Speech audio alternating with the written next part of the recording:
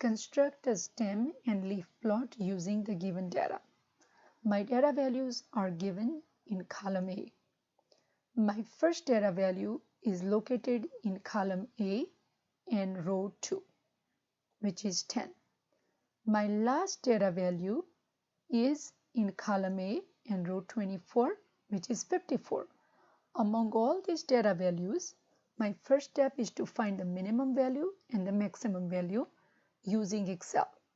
So the formula is, first you highlight this shell, which is C2, and then right there you put equal sign and type min and a parenthesis. Select all the data values from A2 to A24, complete the parenthesis, enter. 10 is the minimum value.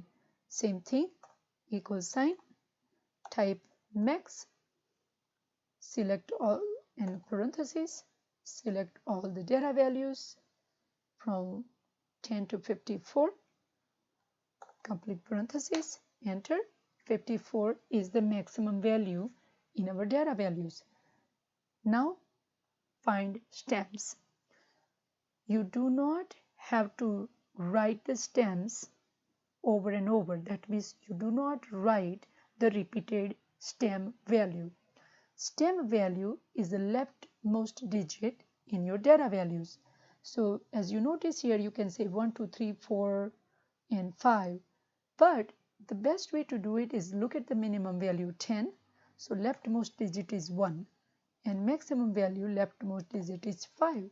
In between, I have 2, 3, 4 values as my stem, you can see in my data values. Now to find the leaves. To find the leaves, I have this formula I have given you.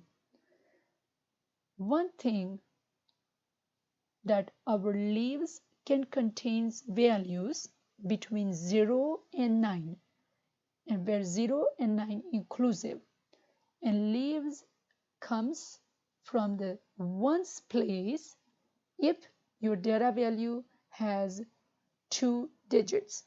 So look at here, I have 2 digits for my data values, first data value.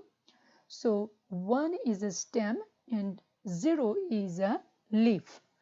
So your possible choices or your possible outcomes for your leaf can be 0, it can be 1, it can be 2, all the way up to 9. So this formula is for only a 0 leaf. But if you want for 1 leaf, 2 leaf, we have to kind of modify and extend the formula, okay? Let's do last thing, this 10. Where does the 10 come from? So our choices for the leaf starts from 0, goes up to 9. So we have total 10 choices. So that's why that 10 is there. Now I would like to find the leaves. So what I will do is I'm going to type that formula up here, equal rect function, parentheses, and then into inverted comma, I'm going to put 0, into inverted comma again, put the comma, I'm going to put the function count if, and then parentheses, and I'm going to select all the data values from A2 to A24. So my A2 to A24, all the data values are there. And this is how I get this formula, okay, A2 and A24. Now why I place the dollar sign in between? Because my 0 as a leaf can also go with stem 2, can also go with stem 3, 4, and 5. So I want to fix that. So that's why I'm placing the dollar sign here. Dollar in the front of A, dollar in the front of 2, dollar in the front of A, and dollar in the front of 24. Now I'm going to place comma. And now where does C7 come from? Now as you notice, my one stem is located right here, which is in the column C and row 7. So that's why I'm placing C7 and then times 10 plus 0 parentheses and parentheses again, and I enter. Notice that I have 2 leaves which is 0 0. That means my 2 data values are 10. First one is here 10 and my second one 10 is here.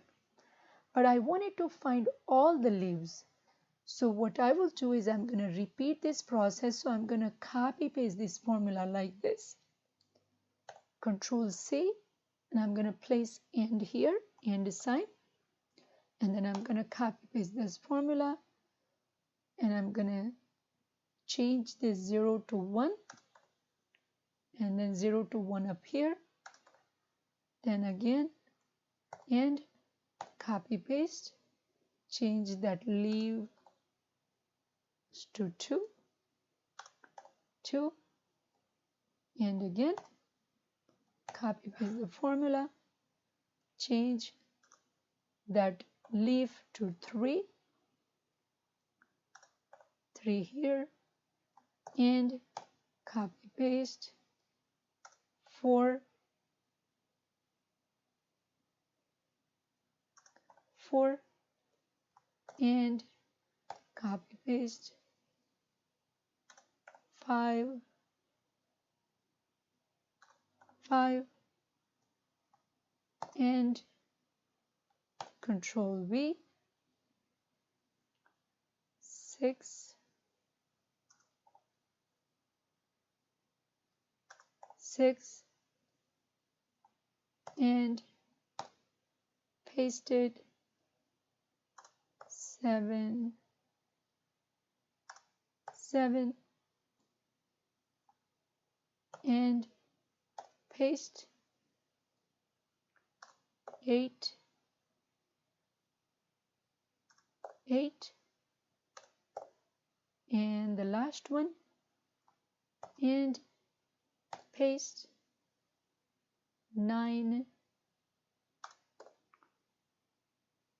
and 9.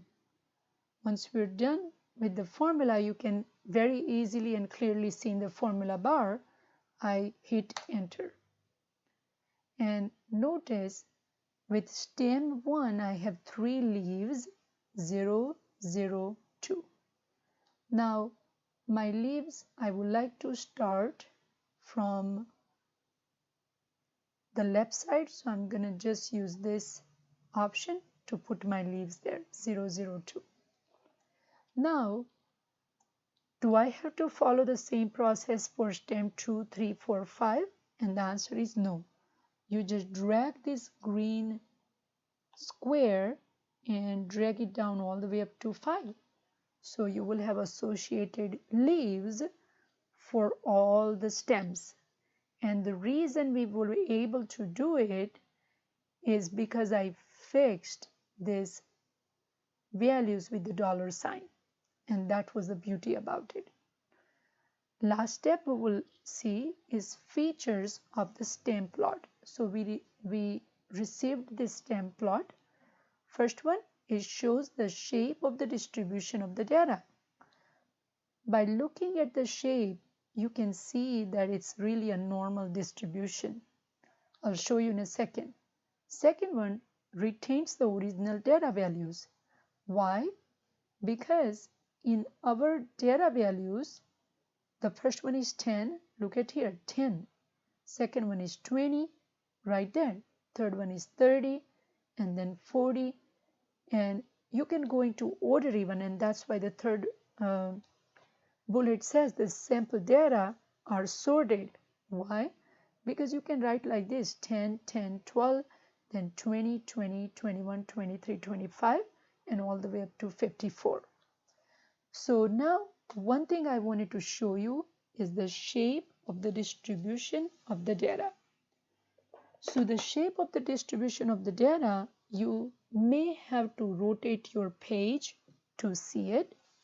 So if I draw this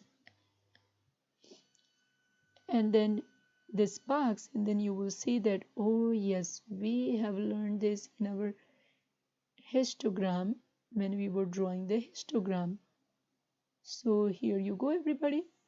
And later on in chapter 3 and then 4 and 5 and 6, we learn about the normal distribution, like chapter 6 actually. So here you go, this looks like a nice normal distribution. So it shows the shape of the distribution of the data. Hope this will help you to draw your stem and leaf plot for your project.